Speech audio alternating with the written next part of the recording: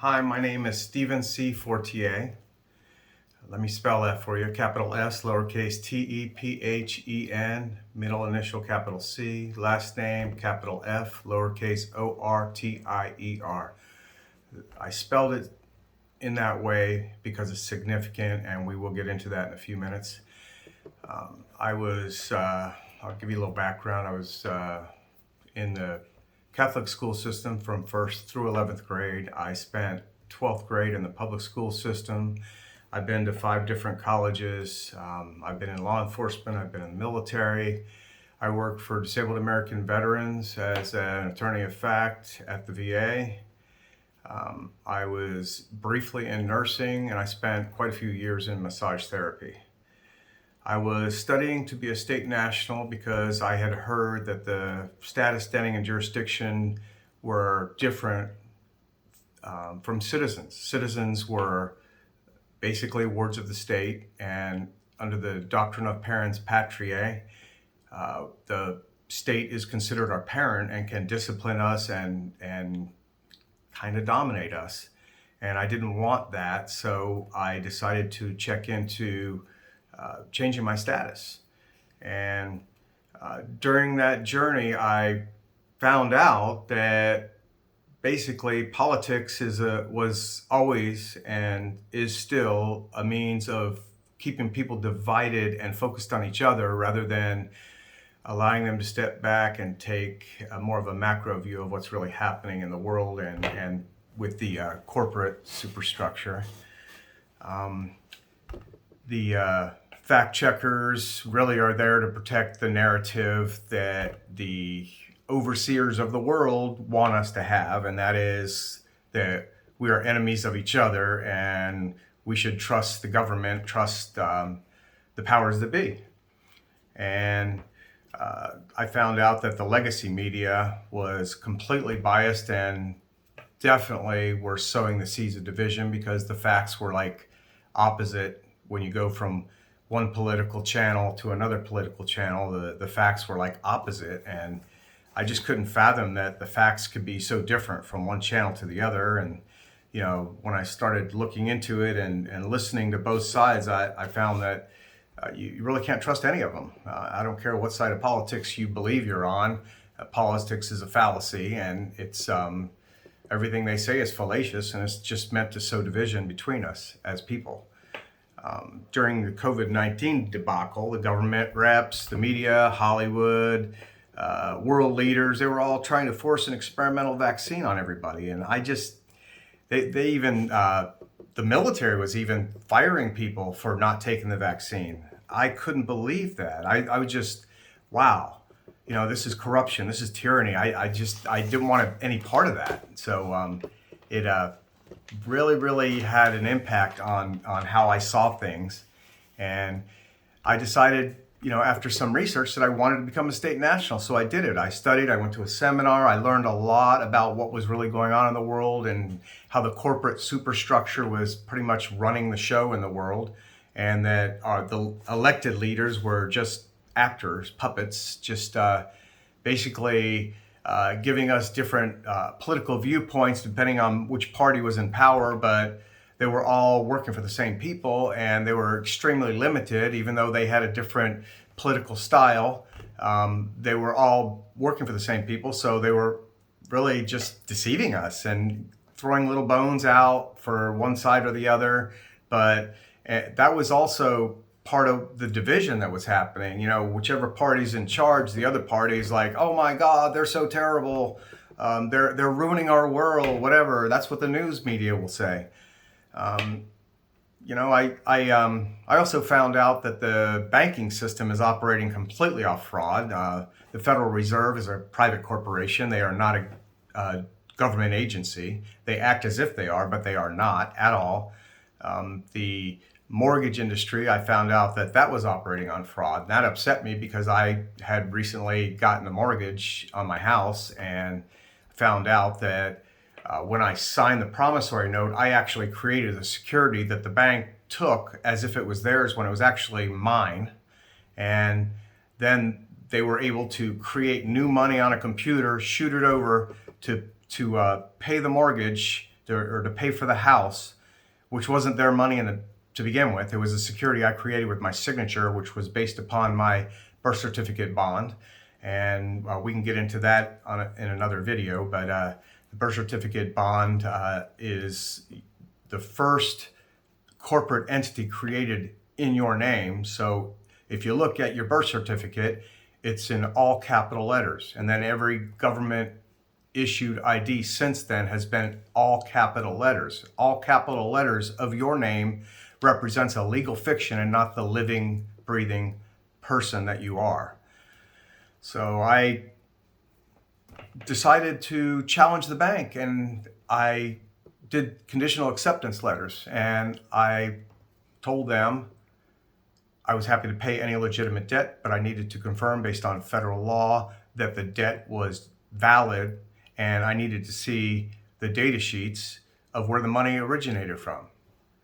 And after numerous attempts and them denying that information, providing that information to me, they told me that it was unduly burdensome.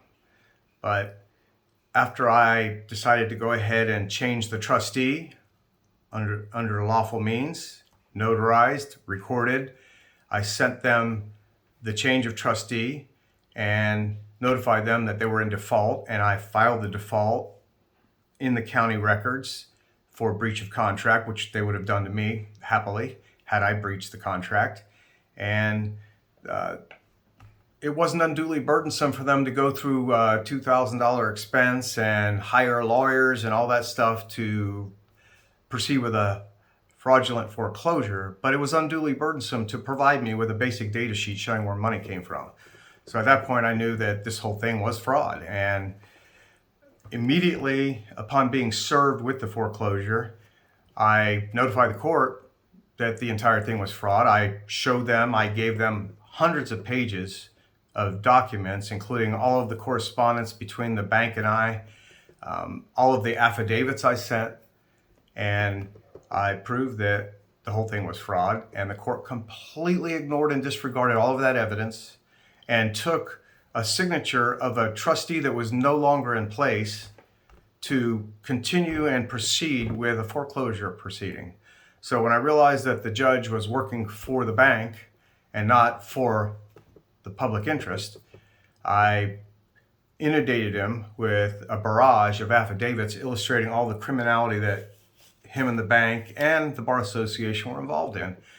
I also figured out, based upon some research and the fact that the opposing counsel kept demanding that I shouldn't be heard because I didn't have a lawyer, I realized that the Bar Association had hijacked and was in absolute control over our court system, and their rules were being implemented, and there were presumptions of law instead of actual law that they were going by. Their presumptions of law were completely unlawful presumptions, and presumptions that were pretty much idiotic, presuming that we were all morons and can't handle our own affairs and we're children of the state and all these kinds of things. And so I disqualified all the presumptions by overcoming them with affidavits. And the bank's trustee was committing fraud just by signing the document that initiated the foreclosure. I made that clear in my documents as well. Anyway, the all capital name represents a legal fiction, and then what the courts do is they conflate the real living, breathing person, the natural person, with the legal fiction person, and they act as if you're one and the same so that they can assume and practice jurisdiction and control over you, the person, the living, breathing person.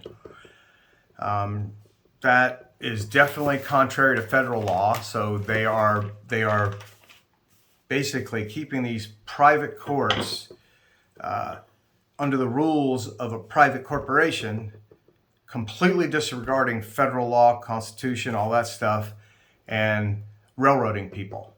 And through the use of affidavits, I developed evidence of numerous violations of federal law, including the Sherman Act, the Clayton Act, fraud, racketeering.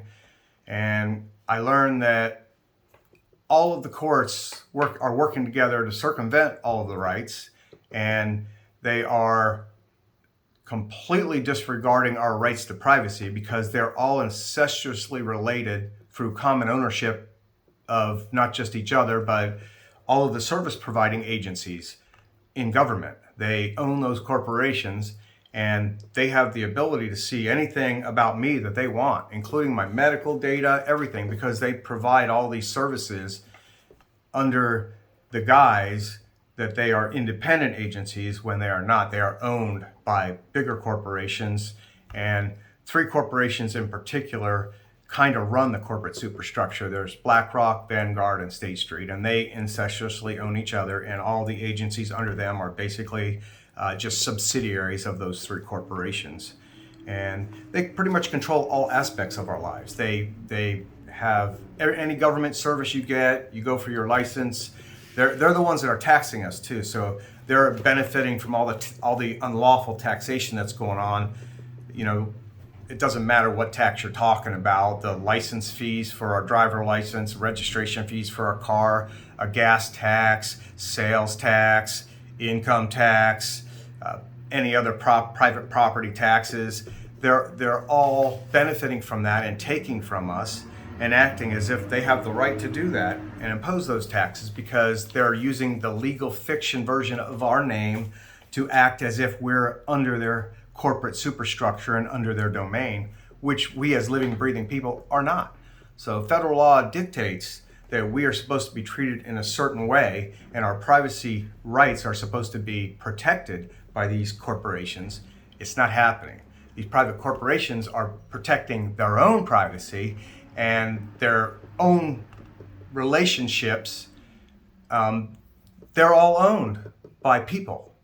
Every corporation and trust is ultimately owned by people. And those people are who are in real control. I mean, the county of Pasco that I live in, they say that they are owned by the people, and that's a complete lie. It's a fabrication. The owners of Pasco County Corporation have stock certificates showing that they own it. I've never received a stock certificate, and I am here living in Pasco County, supposedly one of the owners. Never received anything showing that I'm an owner. So it's a complete lie. And if you believe that, then I don't know what to tell you. That's just how the world works. Corporations are owned, and if you don't have documentation of your ownership, you own nothing. That's just how the world works. I also wanted to touch upon the fact that the entire court system, the banks, the credit agencies, the bar associations, all work in lockstep, including the credit card companies. They all work in lockstep to support each other and the corporate domination over people. And the courts keep these cases private so that the general public doesn't get any sort of scrutiny over it. And they use this relationship between the courts, the bar association, and the banks to railroad people that try to stand up on their rights. And the private courts do not respect your rights because they are private, and they are circumventing the Constitution by acting as if this is a contract dispute and you've waived your rights to any constitutional protection, and they keep it private, railroad you through, and then in the end, they take your house or your property and destroy you economically. And this is going to end, but in this case, I've got a bunch of different defendants that are going to come up in the federal aspect of this case, including Flagstar Bank, Lakeview Loan Servicing, Credit Karma, Equifax, Experian, TransUnion, PNC Bank, County of Pasco. The two judges that have been involved in this case, they're going to be defendants in federal court, along with even more companies. But the bottom line here is that we have to stop this. We have to get our de jure courts back so that we can have our rights protected, our privacy protected, and the corporations, which have no real rights, are acting as if they are dominant over us people who do have real rights, And the Admiralty law and federal law protect our rights, and they're being violated every single day in ways that we can't even imagine until we actually dig in and go down those rabbit holes and figure it out for ourselves. I'm just here to help, and I want you guys to all know what's really happening, and I would like you to do your own research. I'm going to be putting more videos up to show more and more the specifics of how this is all playing out and what's really going on. But each of you should do your own research, because until you have a full understanding, an objective understanding of what's really going on, you have no standing against these people, because they use different languages like double talk and legalese to confuse everything and make things seem a certain way when they're not. And they're not really looking for anything that's the truth. They're looking for the establishment of good evidence, which often in these cases is the opposite of the truth. Evidence doesn't mean truth. We should be looking for truth in these cases and not evidence to support one side or the other. We should be examining what's really happening and searching for the truth. And the use of affidavits can establish truth. When we get into federal common law Article 3 hearings, which is what I plan to take this to, the affidavits will be devastating to this private court's case and to the defendants that have been established in this case. They establish themselves as defendants in my next proceedings. I'm not that concerned about what these judges do. The first judge recused himself January 6th of 2025. A new judge took over, and she's younger. She's definitely, in my opinion, thinks that she's untouchable or unaccountable for her actions.